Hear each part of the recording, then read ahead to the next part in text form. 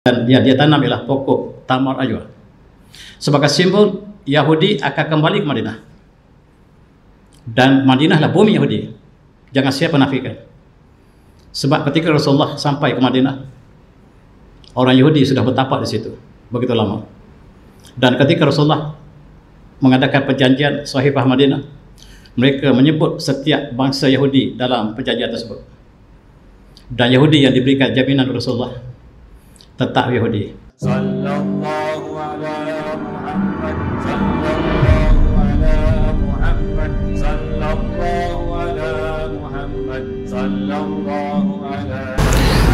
A'udzubillahi. Bismillahirrahmanirrahim. Assalamualaikum warahmatullahi wabarakatuh. Alhamdulillah. Alhamdulillah bil alamin wa bihi nasta'in. Wassalatu wassalamu ala asyrofil anbiya'i wal mursalin wa alihi washabihi ajmain. Amma ba'du. Yang saya muliakan Tuan Imam, Tuan Nazir, Tuan Mursi, muslim-muslimat yang dirahmati Allah sekalian, alhamdulillah.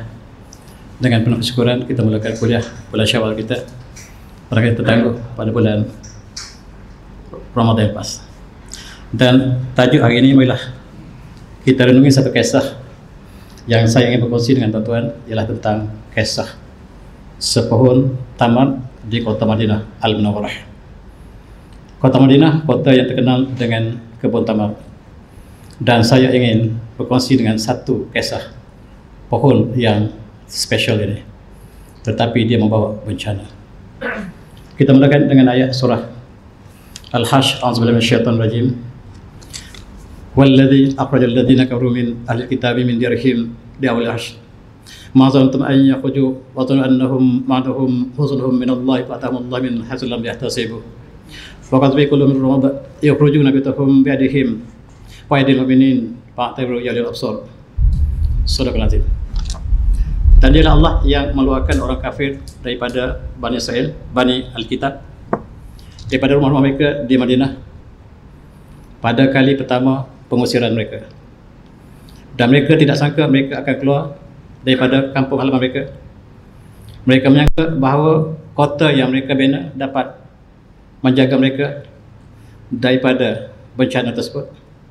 Tetapi fa'atallahu min haitsu lam yahtasibu. Tetapi Allah mendatangi daripada tempat yang mereka tidak sangka. Tentera Islam datang dan mengalahkan mereka. Dan fa'atallahu min haitsu lam yahtasibu. Mereka tidak sangka mereka akan kalah kepada tentera Rasulullah. Wa qadzafi qulubihim ru'ba. Dan pada hati mereka Allah campakkan rasa takut kepada tentera Islam. Yukhrijuna nabiyahum bi'adihim. Lalu mereka kalah, mereka meruntuhkan rumah mereka sendiri supaya rumah mereka tidak diambil oleh orang beriman. Wa aydil mu'minin, dan rumah mereka diruntuh oleh mereka dan oleh tangan-tangan orang mukmin. Fa'tabiru ya ulil absar, dan ambil iktibarlah, berfikirlah tentang kisah penghalang, yang kisah pengusiran pertama orang Yahudi daripada kota Mekah. Peristiwa ini berlaku ketika peperangan Rasulullah dengan Bani Nadir. Di Madinah, ketika Rasulullah sampai di Madinah, terdapat beberapa kaum Bani Nadir, Bani Qainuqa, Bani Quraizah dan lain-lain. Mereka ialah orang Yahudi yang bertapak di Madinah. Mereka menanam kebun pohon tamar yang banyak. Dan Madinah walaupun iklimnya kering, tetapi dialah kota pertanian, kota perdagangan. Kalau Mekah ialah kota perdagangan semata-mata sebelum Islam, tetapi Madinah ialah kota pertanian, kota perdagangan. Dan dipenuhi oleh orang Yahudi sebab mereka menunggu Rasul yang bakal diutuskan di Yathrib. Tetapi apabila Rasulullah berhijrah ke Yathrib dan kemudian Allah menukarkan kepada Madinatul Munawwarah, orang Yahudi yang menunggu Rasulullah, mereka lah yang menentang Rasulullah buat pertama kali. Dan inilah peristiwa yang berlaku kemudian. Peperangan Rasulullah dengan orang Yahudi berkali-kali, sehingga akhirnya mereka dihalau keluar sepenuhnya daripada Madinah. 1400 tahun telah berlalu, orang Yahudi tidak ada di Madinah. Dihalau oleh Rasulullah, mereka bertebaran ke seluruh dunia. Mereka melompat ke mana saja mereka pergi. Begitulah kaum yang telah menentang para Rasul, dan khususnya Rasulullah SAW ketika baginda berada di Madinah. Mereka telah melompat di seluruh dunia. Selepas mereka dihalau oleh Rasulullah daripada Madinah, mereka sampai ke berbagai negara termasuk Rusia. sampailah ke Syria, Portugal, Afrika, sampai ke Eropah. Akhirnya mereka sampaikan mereka ialah golongan yang dihalau Rasulullah. Antara mereka ialah Bani Qainuqa, Bani Nadir, Bani Qainuqa dan Bani-Bani yang lain, termasuklah Khaybar. Mereka dihalau keluar dari Rasulullah. Dan sekarang mereka tiba di Madinah kembali. Dan dua minggu lepas, mereka tiba di kota Madinah kembali. Mereka mengatakan, ini bumi kami. Ini bumi kami. Madinah adalah bumi kami. Moyang kami di sini. Kami ingin mengambil Madinah kembali. Dan mereka menanam pokok tamar yang pertama. Mereka menanam pokok tamar pertama, dan ini ketua Yahudi sebelah yang berdiri dengan istrinya sampai ke Madinah. Dan mereka dijemput oleh bangsawan Madinah. Kita bersaudara. Kamu orang Yahudi, kami orang Islam, kita bersaudara. Marilah ke kebun kami dan tanamlah pokok tamar sebagai simbol bahawa bumi ini bumi kamu pada masa asal dulu. Madinah bumi Israel, Bani Yahudi kata mereka. Dan inilah pohon di kebun tamar ini yang dipunyai oleh bangsawan Arab. Mereka menjemput ketua Yahudi datang dan tanam pokok tamar pertama sebagai simbol Madinah lah bumi Yahudi. 1400 tahun telah berlalu. Sayang, mereka berpelukan. Mereka sangat sayang orang Yahudi. Rasulullah menghalang mereka sebab mereka melakukan segala konspirasi untuk membunuh Rasulullah, melakukan penyelewengan dan pemusnahan kezaliman kepada Islam. Lalu Rasulullah perangi dalam seri-seri peperangan. Mereka dihalau keluar daripada Madinah sepenuhnya. Dan tahun ini, bulan lepas, ketika bulan puasa, mereka dijemput kembali ke Madinah. Dan sebagai simbolnya, tanam pokok tamar pertama sebab simbol persahabatan antara Saudi dengan Yahudi sekarang telah bertapak di Saudi.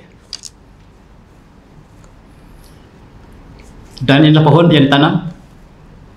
Walaupun satu pohon yang ditanam, tetapi simbolnya Yahudi kembali ke Madinah. Berita ini disiar di seluruh dunia kecuali Malaysia. Malaysia tidak siarkan. Dan walaupun satu pohon, walaupun seorang yang menanam, tetapi simbol Yahudi akan kembali ke Madinah. Dan pada kali inilah antara tanda akhir zaman. Tuan-tuan yang saya hormati, Majma'ah min al-Yahud la tusaddaq annaha wasalat Imanil Munawwarah. Yahudi tak sangka mereka boleh kembali semula ke Madinah. Mereka tak pernah sangka mereka boleh sampai kembali ke kota Madinah selepas Madinah diharamkan untuk seluruh orang kafir sejak Rasulullah sampai sekarang.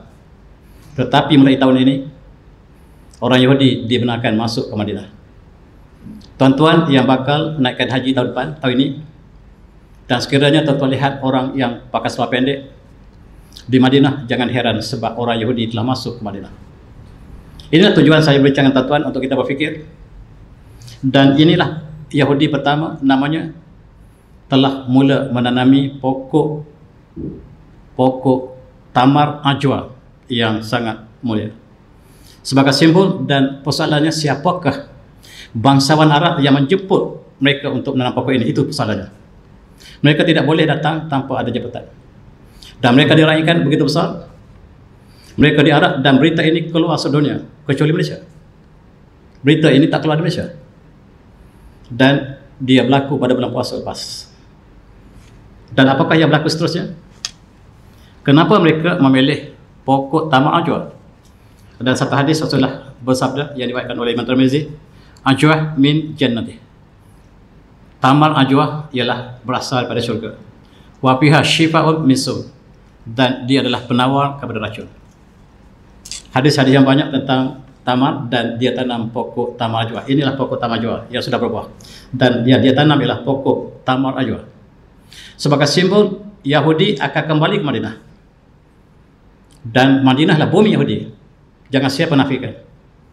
Sebab ketika Rasulullah sampai ke Madinah, orang Yahudi sudah bertapak di situ begitu lama. Dan ketika Rasulullah mengadakan perjanjian Sahifah Madinah, mereka menyebut setiap bangsa Yahudi dalam perjanjian tersebut. Dan Yahudi yang diberikan jaminan Rasulullah tetap Yahudi. Mereka kemudian yang merancang untuk membunuh Rasulullah. Rasulullah perangi mereka. Dan Bani Qainuqa yang datang menipu dalam perniagaan di pasar mereka, mengenakan cukai yang tinggi dan mengenakan riba yang tinggi di pasar Madinah, dan mereka melakukan berbagai-bagai keburukan sehingga mereka diperangi Rasulullah. Bani Qainuqa pula membeloti Rasulullah dalam peperangan Ahzab. Peperangan Ahzab berlaku pada bulan Syawal, dan kita kenal kembali bulan Syawal adalah bulan berlakunya peristiwa perang Ahzab di mana Yahudi Bani Quraidah telah belot Rasulullah, dan Rasulullah telah perangi mereka sampai habis. Madinah bersih daripada Yahudi, dan mulai bulan puasa lepas mereka kembali untuk masuk kembali ke Madinah. Tuan-tuan, banyak hadis yang berkaitan dengan Tamar Ajwah dan Ajwah inilah yang dipilih oleh Yahudi tersebut dengan bantuan bangsawan Madinah. Dan inilah berita yang keluar di negara mereka yang mengatakan, saya sekarang berdiri, di belakang saya lah Masjid Nabawi. Kita tidak dibenarkan untuk datang ke Masjid Nabawi sejak daripada zaman Rasulullah. Selepas mereka menghalau orang Yahudi, sekarang saya sudah berada kembali di Masjid Nabawi. Dan kita harus ingat kembali, bumi Madinah adalah bumi kita. Madinah adalah bumi kita, moyang kita. Dia kata, I am standing here. Saya berdiri sekarang di kota Madinah, di mana di sinilah tempat orang Yahudi. Dan 1/3 daripada penduduk Madinah adalah penduduk Yahudi. Kenapa kita pupus daripada Madinah? Dan orang Yahudi harus pelajari betapa zalimnya Islam. Mereka kata Rasulullah zalim. Disambung oleh orang Arab mengatakan Islam zalim, menghalau orang Yahudi. Tuan-tuan, dalam akhbar sekarang mereka memainkan sentimen mengatakan Islam zalim, menghalau orang Yahudi daripada Madinah, sedangkan Rasulullah memerangi mereka sebab mereka belok dalam setiap perjanjian. Dan persatuan yang sampai ke Madinah ialah persatuan daripada Syafadi ini.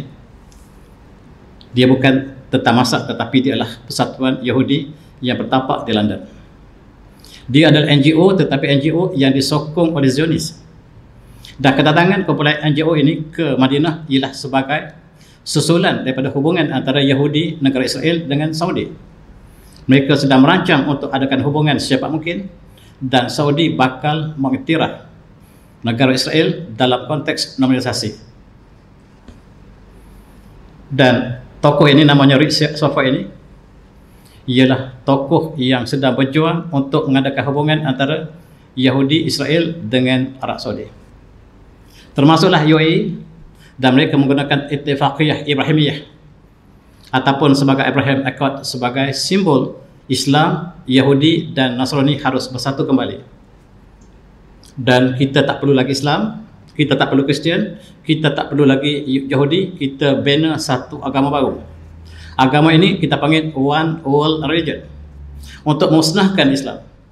Sebab di Amerika, di Eropah sekarang Islam berbondong-bondong orang Eropah masuk Islam beramai-ramai. Untuk menyekat Islam masuk ke dalam Islam, mereka mengatakan masuk Islam, masuk Yahudi, masuk Nasrani sama saja. Lalu mereka membentuk satu agama baru yang berpusat di Dubai. Dubai menjadi petualang dalam perjuangan Islam. Maafkan saya, tuan-tuan.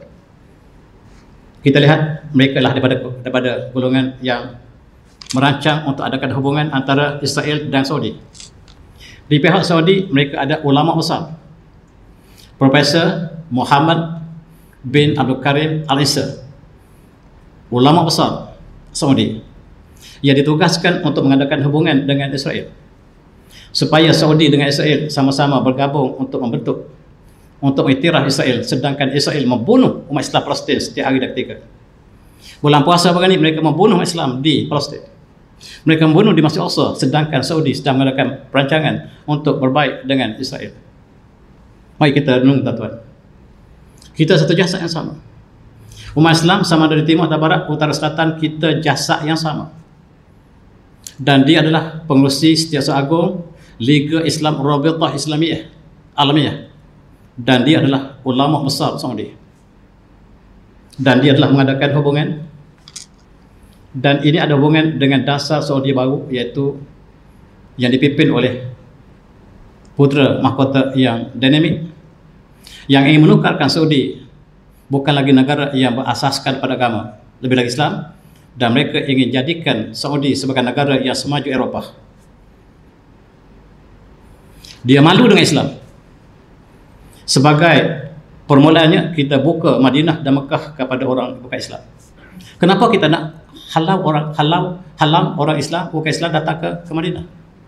Sedangkan kita pergi ke London, kita pergi ke New York, mereka tidak halang kita. Kononnya mereka lupa tentang pesan Rasulullah bahawa di Semenanjung Arab tidak boleh bertemu dua agama, hanya untuk Islam. Mereka lupa hadis Rasulullah. Dan di atas asas inilah ulama dan umara, yang satu menyokong yang satu lagi, dan diberikan ganjaran yang hebat, tuan-tuan. Ulama yang menyokong kerajaan akan diberikan ganjaran besar, dan tokoh ini diberikan ganjaran besar lepas dia baca khutbah di Padang Arafah. Tahun ini saya jangka dia baca khutbah di Padang Arafah, dan dialah mengadakan hubungan dengan Israel, dan dialah yang mengadakan hubungan dengan Yahudi, dan dialah yang membawa orang Yahudi ke Saudi.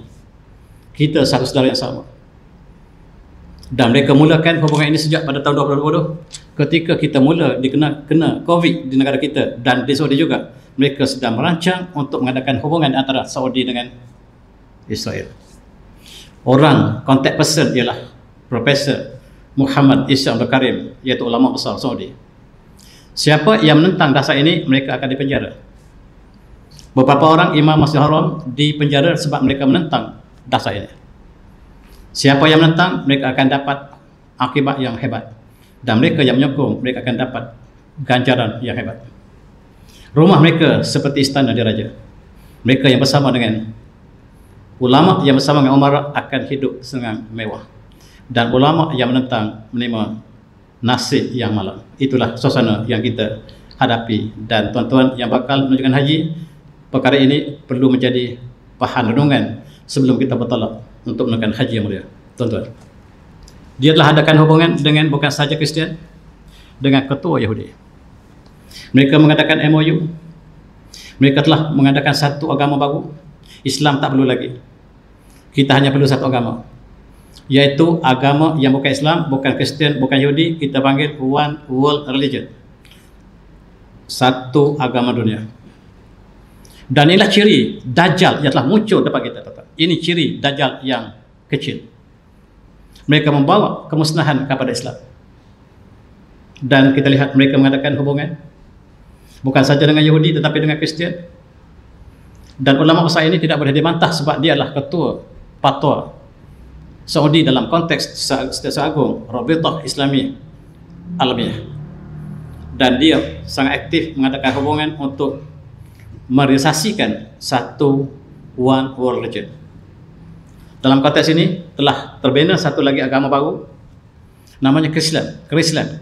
Kristian Islam digabungkan, dan pusat mereka sudah ada di UAE. Dan yang mengambilkan peranan penting ini adalah Paus. Ketua gereja mereka diberikan ialah mengambil peranan untuk hapuskan Islam, hapuskan Kristian kononnya, dan bentuk satu agama baru, agama menuju ke neraka. Dan inilah yang sedang disokong oleh seluruh dunia ini. Sayang kalau ada ulama kita yang terlibat dalam perkara ini. Sayang sama sekali.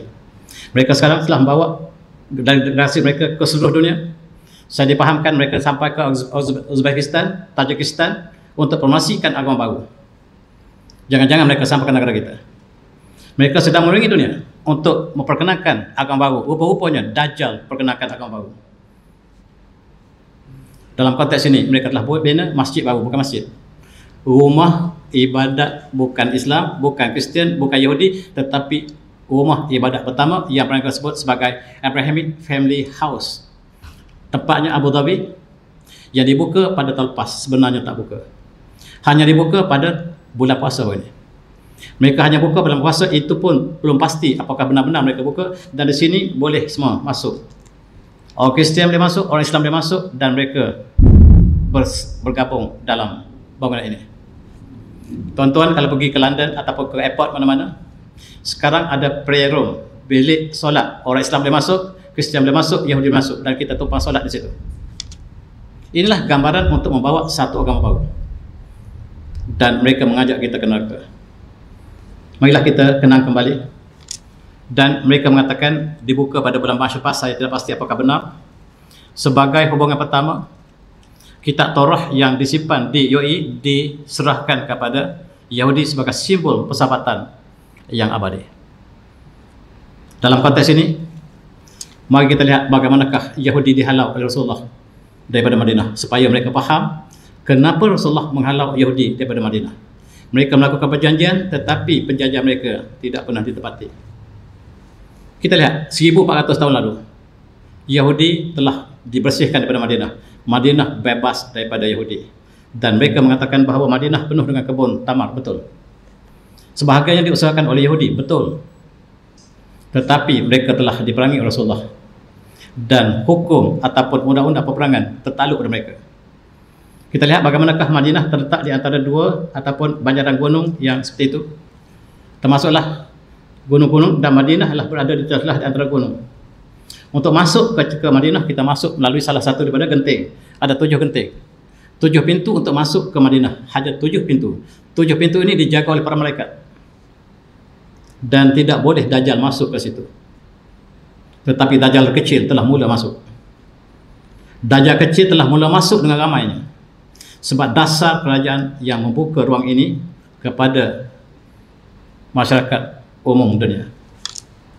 Mari kita kenang balik, inilah tempat ketika Rasulullah sampai ke Madinah dalam peristiwa hijrah yang agung. Ketika itu nama Madinah masih nama Yasrib, namanya Taibah.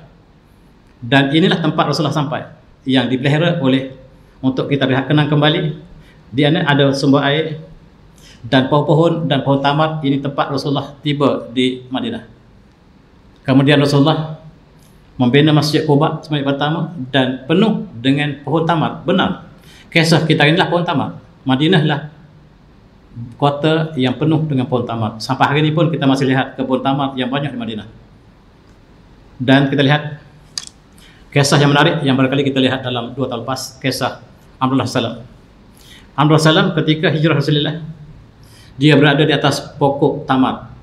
Dia sedang bekerja, dia adalah ketua Yahudi. Dan dia diberitahu bahawa Rasulullah yang kita tunggu, kata makcik dia, wahai Abdullah, nama asalnya Hushain. Rasulullah SAW tukar menjadi Abdullah bin Salam, ketua pendeta Yahudi yang sedang menunggu Rasulullah. Dan makcik dia mengatakan, saya dengar bahawa Rasulullah telah berhijrah daripada Mekah ke Madinah. Sekarang mari kita sama-sama menyambutnya. Abdullah bin Salam, dia mengatakan, bila saya pergi jumpa Rasulullah, saya nak test apakah Rasul ini benar-benar Rasul. Saya akan tanya 3 soalan. Kalau dapat jawab, maka benarlah sah dia Rasul, dan saya akan mengucap syahadah depannya. Dan apa yang disebut dalam riwayat Imam Ahmad, apabila dia bertemu dengan Rasulullah, dia kata, qadima Rasulullah SAW al-Madinah, in jafal an-nas alaihi. Ramai manusia yang berkerumun Rasulullah datang untuk menyambut Rasulullah. Orang Al-Ansar sedang menunggu Rasulullah. Mereka naik di atas pokok melihat Rasulullah sudah sampai atau tidak. Maksud saya lah pokok kurma penuh di sekeliling Madinah, dan tema kita adalah pokok kurma. In jafal an-nas alaihi, dan manusia berkumpul untuk menyambut Rasulullah. Wa kuntu fi man in jafala. Aku pun, kata Allah, pergi bersama-sama orang ramai untuk melihat Rasulullah. Dan araftu an wajhal laisa bijhil kazab. Dan bila aku tengok wajah Rasulullah, wajah yang mulia, wajah yang bukan bujang, wajah yang berbohong. Dan apa yang aku dengar, kata, pakan awlu masya'in sami'tuhu yaqul. Rasulullah berkata bila bertemu dengan orang ramai, ya nas afshu salam wa ta'imul at'am wa salu arham wa salu al-lail wan nas niyam tadkhul jannata bisalam. Dan aku dengar Rasulullah mengatakan kepada manusia sekalian, sebarkanlah salam di kalangan kamu, sebarkan salam di kalangan kamu, dan berilah makanan kepada orang yang miskin, dan hubungilah silaturahim, dan solatlah waktu malam ketika orang ramai tidur, dan kamu dijamin masuk syurga. Rasulullah mengatakan sampai ke Madinah, kata Abdullah bin Salam, aku dengar Rasulullah berkata, wahai manusia sekalian, sebarkanlah salam, berilah makanan kepada mereka yang perlukan, hubungan silaturahim waktu malam, bangun ketika manusia tidur, dan dijamin masuk syurga. Tadkhul jannata bisalam, kamu akan masuk syurga dengan sejahtera. Itu kata Abdullah. Dan dia duduk di atas pokok tamak, dia turun segera berjumpa Rasulullah, dan dia tanya 3 soalan. 3 soalan ini kita bincang 2 tahun lepas, saya tak sebut malam ini. Dan inilah tempat Rasulullah sampai. yang sekarang masih lagi menjadi kebun tamat, masih lagi kebun tamat, di preserve. Walaupun banyak tempat-tempat bersejarah yang dihapuskan, tetapi tempat Rasulullah sampai masih di preserve. Ini tempat Rasulullah sampai di Madinah, dan dia bersama dengan sahabatnya Abu Bakar As-Siddiq dan yang lain datang daripada Madinah, dan mereka sampai di sini. Dan orang Yahudi juga menyaksikan Rasulullah. Mereka ingin menyambut Rasul ini, sebab mereka tahu dalam kitab Taurat Rasul akan berhijrah ke Yathrib, dan mereka sedang menunggu. Tetapi apabila mereka mengetahui bahawa Rasul yang diutus ini bukan daripada bangsa Yahudi, mereka lah yang menentang Nabi Rasulullah yang pertama, kecuali ketua mereka Abdullah bin Salam yang menerima Islam, dan pohon tamat yang mereka kata ini kebun kami, dan kami tanam pokok yang pertama selepas 400 tahun, simbol kami ingin kembali ke Madinah. Kita lihat peta Masjid Nabawi ketika Rasulullah sampai ke Madinah, dan selepas Rasulullah membina Masjid Nabawi dengan keadaan yang sangat sederhana, menggunakan pohon taman juga, atapnya dengan pohon taman dan tiangnya dengan pohon taman. Di situ kita lihat ada beberapa kaum yang duduk di sekitar Masjid Nabawi. Bani Qainuqa yang Rasulullah kemudian perangi, kemudian Bani Quraidah yang Rasulullah perangi, dan Aus, Khazraj, Nadir dan Rasulullah perangi. Yang kita baca tadi ayat berkaitan dengan kaum Nadir, Bani Nadir. Dan Rasulullah mengikatkan mereka dengan perjanjian. Tetapi tidak lama mereka telah belot. Mereka bercadang untuk membunuh Rasulullah. Bani Nadir berpakat untuk bunuh Rasulullah. Bila Rasulullah masa sampai ke tempat mereka, mereka berpakat untuk jatuhkan batu daripada atas supaya kena Rasulullah. Dan seorang lagi sedang membuka pedang untuk Rasulullah. Dan peristiwa ini menyebabkan Rasulullah memerangi kaum Nadir, dan ayat yang kita baca tadi, kaum Nadir dihalau daripada Madinah disebabkan mereka merancang untuk membunuh Rasulullah yang diutuskan kepada seluruh manusia termasuk mereka. Dan tuan-tuan, masih lagi pokok tamat, Madinah lah pokok tamat penuh. Dan dalam ayat surah Al-Ahzab juga, dalam ayat seterusnya, a'udzubillahi minasyaitonir rajim, ma qatatum millatin aw tarkumuha qawimatan ala usulha fa biiznillah wa khuzil fasiqin wa khuzil fasiqin. Apa yang kamu potong daripada pohon ketika mereka berperang, umat Islam berperang dengan orang Bani Nadir, umat Islam memotong pokok tamar mereka. Dan Allah mengatakan, apa yang kamu potong daripada pokok tamar atau kamu tinggalkan dia tegak di atas batangnya, itulah dengan kehendak Allah. Dan supaya dia menghina orang yang fasik daripada Bani Nadir yang memerangi Rasulullah, dan kisah mereka panjang, akhirnya mereka dihalau daripada Madinah. Satu kaum telah dihalau. Bani Qainuqa dihalau. Kita lihat satu lagi Bani Qainuqa yang mengadakan konspirasi pada Rasulullah dan menghina umat Islam di pasar mereka. Apabila seorang muslimat datang ke pasar mereka, Bani Qainuqa, yang tercatat dalam sirah kita, muslimat ini pergi ke Bani Qainuqa, mereka persendakan muslimat kita. Mereka kata muslimat memakai pakaian yang sempurna, mereka kata cuba buka pakaian kamu, kami nak tengok kamu cantik atau tidak. Dan enggan dilakukan oleh muslimat. Lalu seorang Yahudi, ketika muslimat ini duduk untuk membeli barang di pasar mereka, dia pijak di kain jubah muslimat tersebut. Dan bila muslimat tadi bangkit, maka terlucutlah pakaiannya. Mereka jadikan ini sebagai bahan sendaan. Mereka gelap, dan ketika itu ada seorang pemuda Islam. Pemuda Islam apabila melihat umat Islam, muslimat diperhina oleh orang Yahudi, dia bangkit dan membunuh Yahudi yang terlibat. Dan Yahudi membunuh pemuda Muslim tadi. Dan Rasulullah mengisytiharkan perang terhadap Bani Qainuqa. Dua Bani telah keluar. Satu, Nadir telah dihalau, Qainuqa telah dihalau sebab peristiwa ini. Rasulullah memerangi orang Yahudi, ada angkara yang mereka lakukan. Maka tinggal lagi lah Bani Quraidah.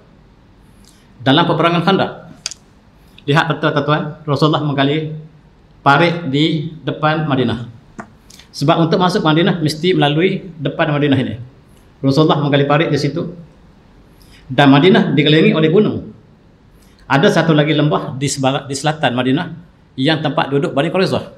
Tempat yang penuh dengan pokok tamar, tuan-tuan. Yang hijau itu pokok tamar. Hari peperangan, mereka bersama dengan Rasulullah pertahankan Madinah.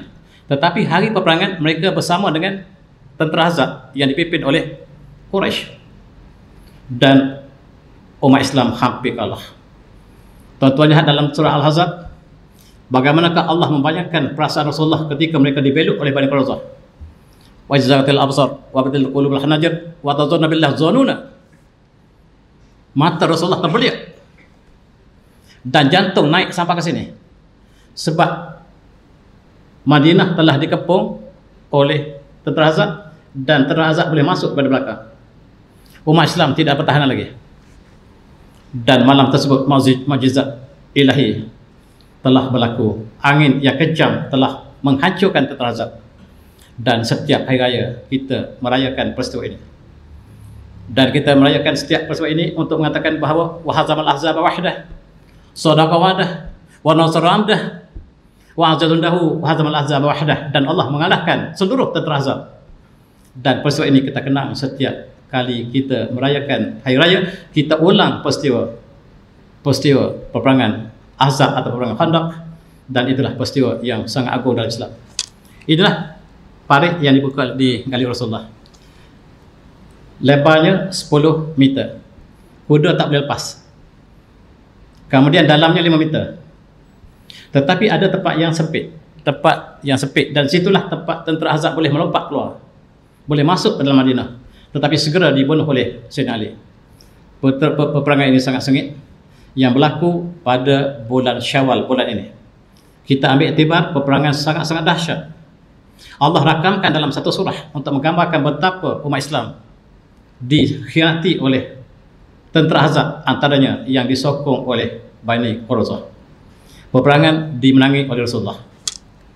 Lihat tuan-tuan, Khandaq di Gali Rasulullah di depan, tentera Ahzab datang daripada depan, tetapi di belakang Bani Quraizah membiarkan tentera Ahzab masuk melaluinya, sedangkan pakatan Bani Quraizah bersama Rasulullah asalnya. Tetapi mereka belot, maka ayat kita baca tadi, wabaratil absar wabaratil qulub hanajir yang kita baca tadi, bahawa seolah-olah jantung telah sampai ke sini, sempitnya dari Rasulullah. Sebab dikhianati oleh Bani Quraizah, tetapi Allah segera memberi pertolongan. Mereka telah dikalahkan oleh angin yang kejam. Rasulullah mendapat kemenangan, dan Jibril membawa berita kepada Rasulullah, sekarang perangi Bani Quraizah yang belok pada kamu. Quraizah yang belok pada kamu, perangi sekarang. Rasulullah siap peperangan, balik ke rumah, dan kata Jibril, peperangan belum selesai. Perangi Bani Quraizah Yahudi yang belok tadi. Rasulullah pergi segera ke Bani Quraizah, mereka perangi, dan kisah ini panjang untuk kita perdetailkan. Dan kekalahan berlaku kepada Bani Quraizah yang belok tadi, yang duduk di selatan Madinah, yang mereka ada kebun tamar yang banyak.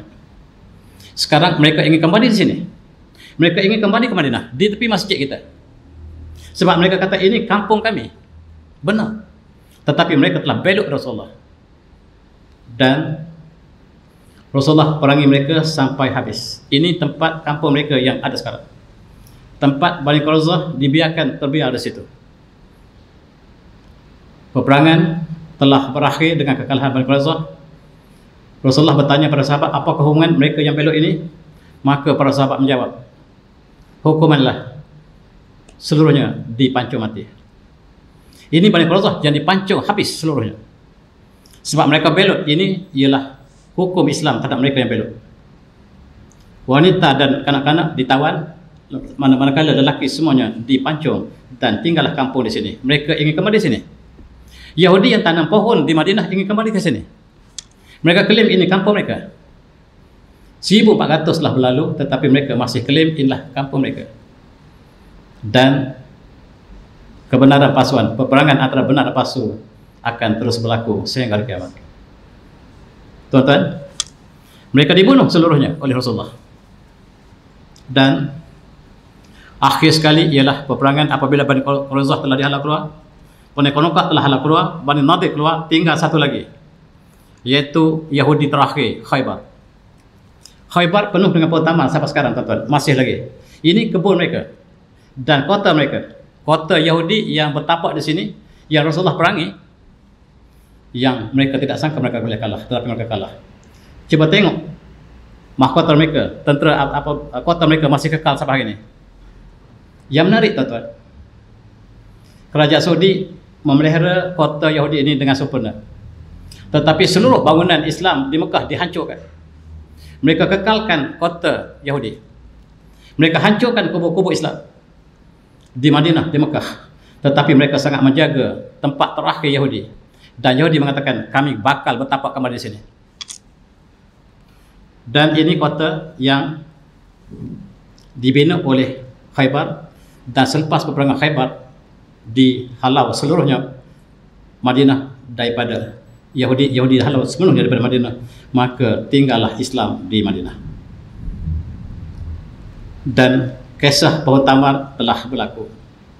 Mereka telah datang kembali dan tanam pokok tamar sebagai simbol mereka akan datang kembali.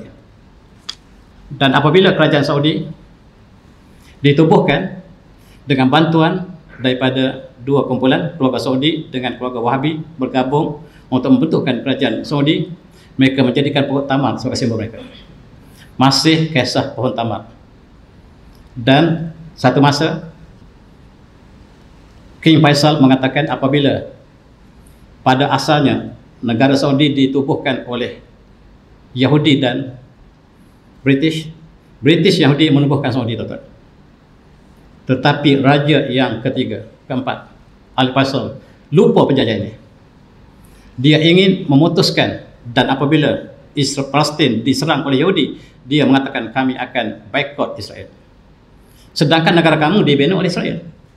Negara kamu ingat, negara kamu dibina oleh Israel. Sekarang kamu boikot Israel, dan akibatnya kamu mati. Mana dia dibunuh oleh anak saudaranya yang ditrain oleh Yahudi supaya membunuh pakciknya, sebab pakciknya belok dengan Yahudi. Kamu berjanji dengan kami yang tubuhkan negara kamu.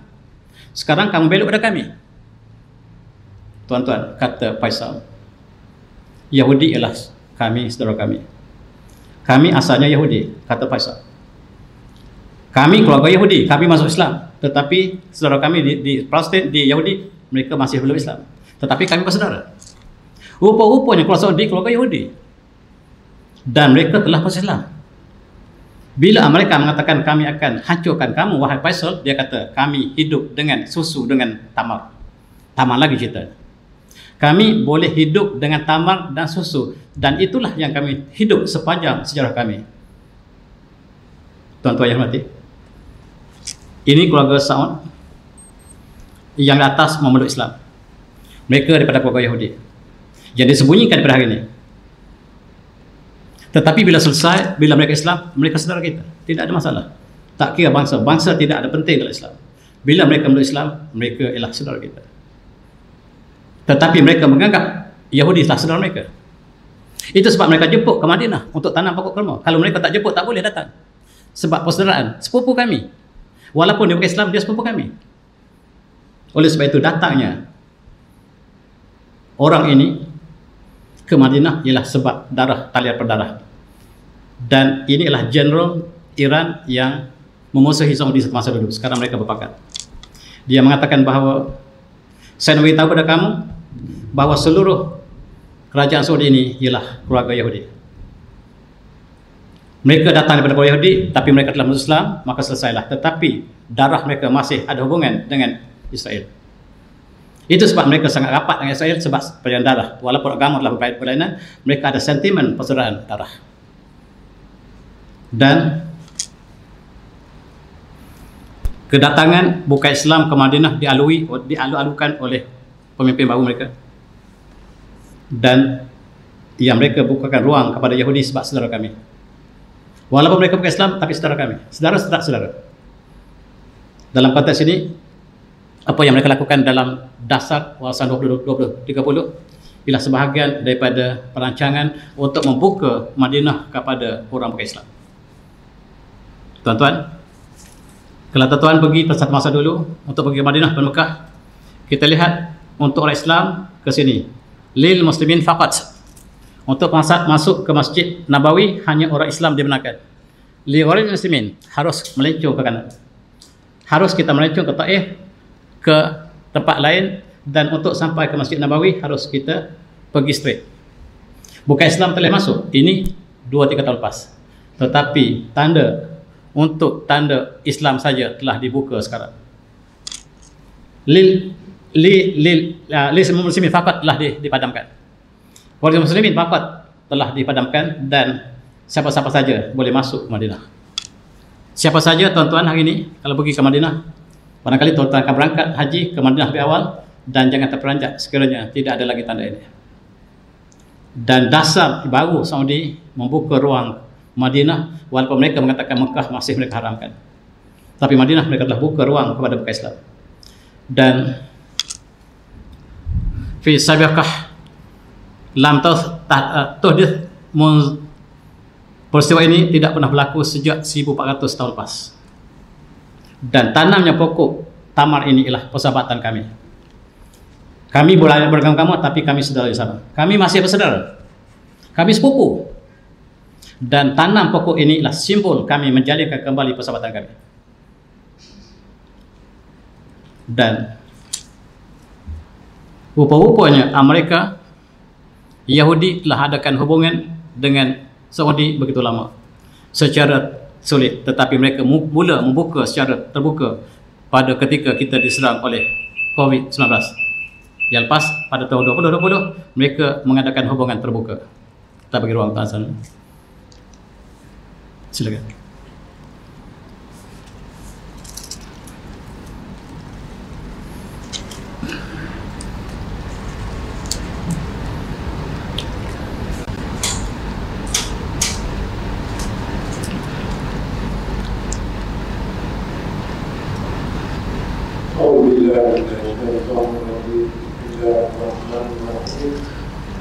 Subhanallah walhamdulillah wa la ilaha illallah wallahu akbar. La haula wa la quwwata illa billah. Allahumma shalli ala sayyidina Muhammad wa ala alihi wa sahbihi wa sallam.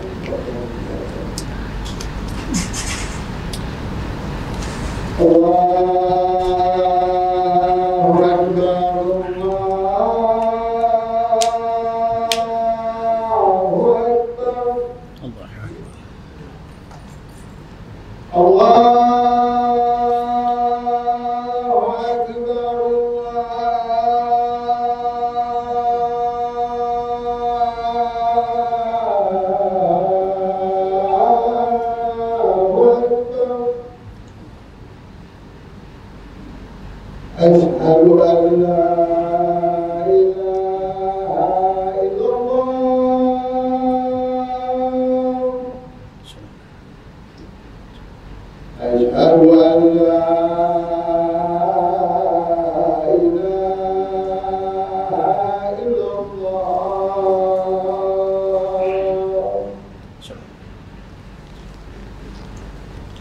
Allahu Akbar.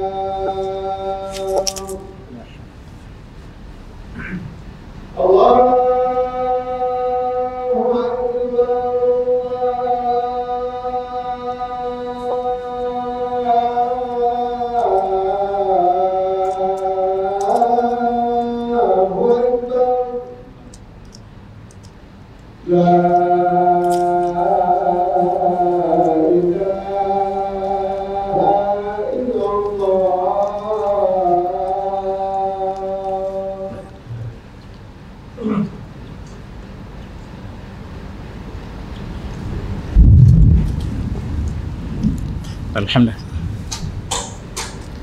Okey, alhamdulillah saya sambung sekali lagi terlengkapkan kes saya. Dan kita lihat hubungan sulh telah dilakukan begitu lama dan mereka mula secara terbuka untuk ceritakan kami sekarang tidak boleh sembunyi lagi. Saudara kami tetap saudara kami. Dan buat pertama kali kapal terbang Israel telah mendarat di Riyadh sebagai hubungan resmi. Dan bermulalah hubungan resmi yang terbuka. Disambut dengan kapet merah oleh Saudi. Dan ini berita yang keluar daripada berita-berita di Turki dalam bahasa Arab menceritakan bahawa hubungan Israel dengan Saudi telah di-endorse, telah dimuktamadkan. Dan berita-berita ini menggambarkan benar-benar berlaku hubungan ini. Mereka disambut ketika kita sedang dilanda oleh COVID-19. Mereka menyambut kedatangan Yahudi buat pertama kali ke bumi Rasulullah. Kapet merah diberikan sebagai simbol persahabatan saudara kami. Ahlan wa sahlan, wahai sepupu kami, kamu sepupu kami. Mereka tidak sembunyi lagi. Walaupun mereka istilah mereka Bani Tamim, tetapi inilah Bani Tamim sebenarnya. Dan dibalas oleh Saudi dengan kapal terbang mereka untuk sampai ke Israel, dan maka terjalinlah hubungan yang tidak diketahui oleh dunia Islam lain. Ini gambar tahun lepas, 2 tahun lepas di kota Madinah, di depan Masjid Nabawi. Yahudi tidak segan sedu lagi, telah bersalaman dan berpeluk-pelukan dengan orang Arab. Kami adalah sepupu dan kami datang kembali ke Madinah. Asalnya ini kampung kami. Tuan-tuan, kalau pergi Madinah yang naik haji tahun ini, kalau jumpa seperti ini, kita kena tahu ini sejarah mereka. Jangan terperanjat. Dan Yahudi masuk ke Madinah dengan sempurna, tidak ada apa halangan. Kami sampai ke Madinah dan tidak ada sekatan untuk kami. Dalam televisyen, tuan-tuan lihat banyak gambar dia. Inilah gambar yang tidak boleh dipercayai. Mereka lah Yahudi.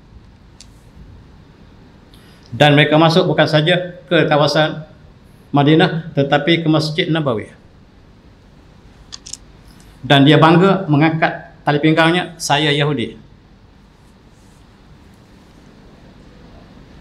50 orang Yahudi diberikan ruang untuk melawat Masjid Nabawi.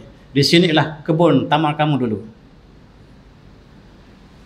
Dan bulan lepas, minggu lepas, 2 minggu lepas, tanamnya pohon tamar yang menjadi sejarah mereka.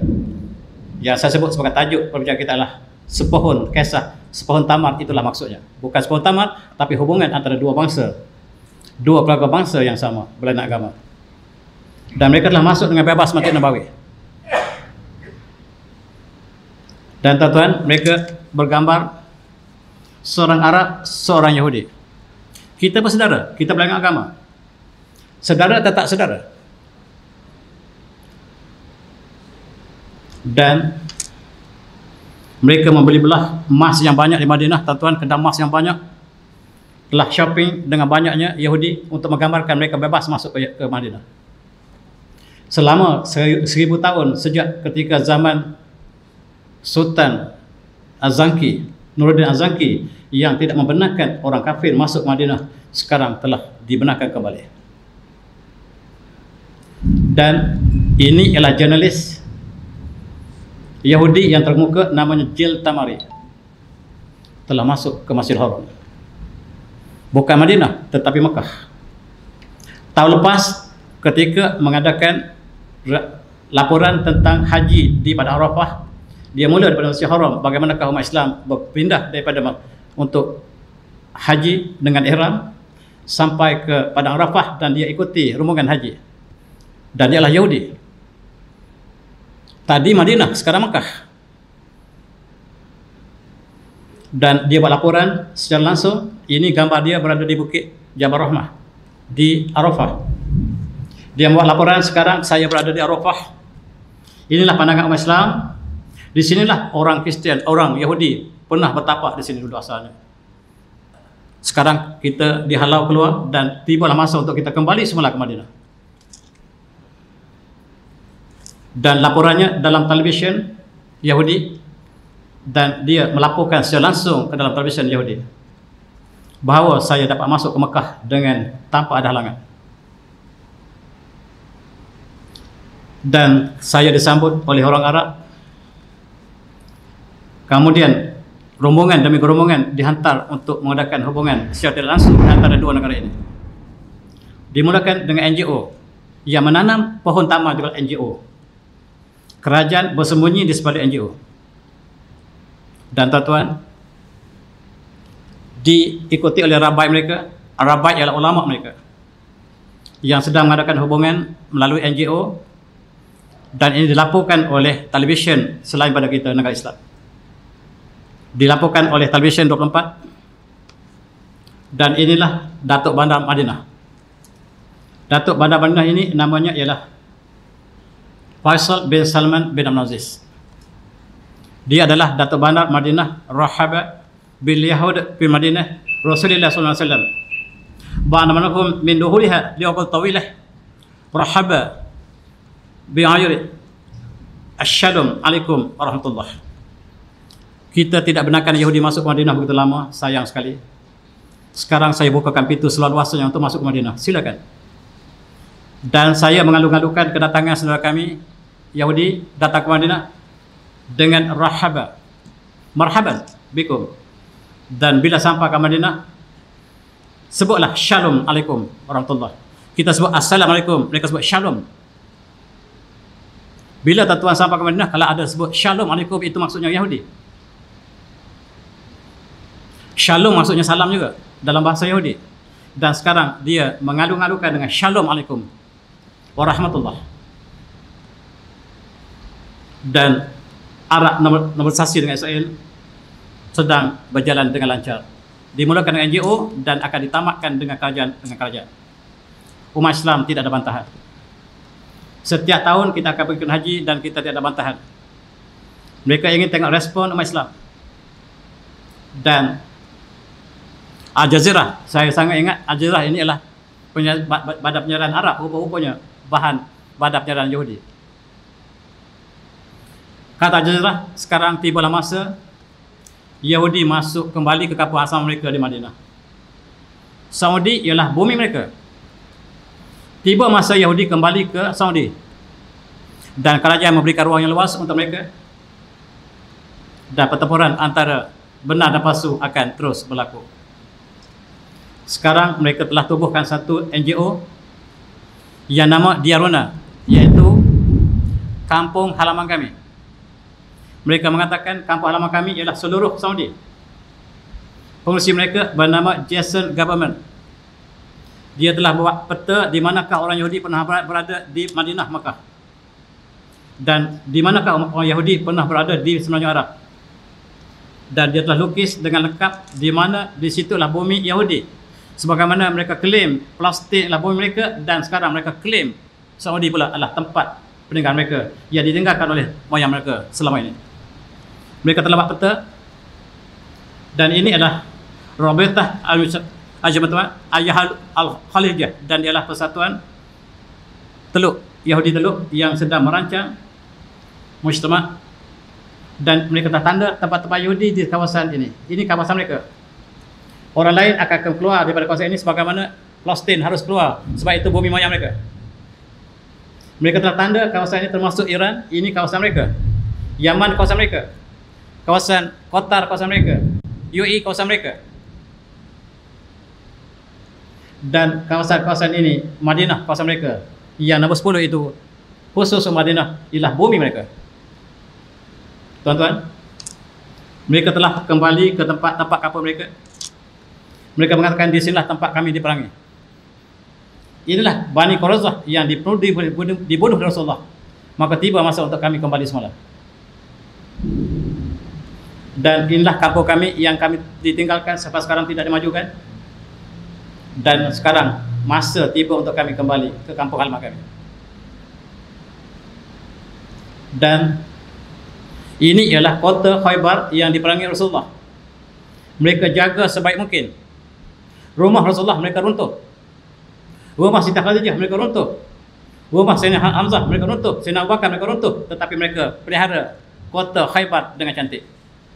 masih intek sama seperti asalnya, dikelilingi dengan penuh dengan pohon tamar, dan mereka klaim ini bumi mereka, bumi Yahudi. Tuan-tuan, ingat kembali Rasulullah telah membunuh seluruh orang Yahudi, dan sekarang mereka masuk ke Yaman. Mereka memetakan kawasan ini kawasan Yahudi yang ditinggal oleh orang Arab sekarang, ini kawasan Yahudi. Apakah move mereka seterusnya, saya tak tahu. Dan mereka mengatakan ini dinding kami yang bina dulu, yang masih ada runtuhan ini kami, moyang kami yang bina dulu. Dan tempat-tempat telah dikenal pasti di manakah tempat asal orang Yahudi, dan mereka ingin menggunakan kuasa besar untuk kembali ke tempat-tempat yang telah ditetapkan. Dan elektrik telah tidak ada. Barangkali kita berdiri di sini. Saya tuliskan wabillahi taufiq. Assalamualaikum warahmatullahi wabarakatuh. Tasbih bersama.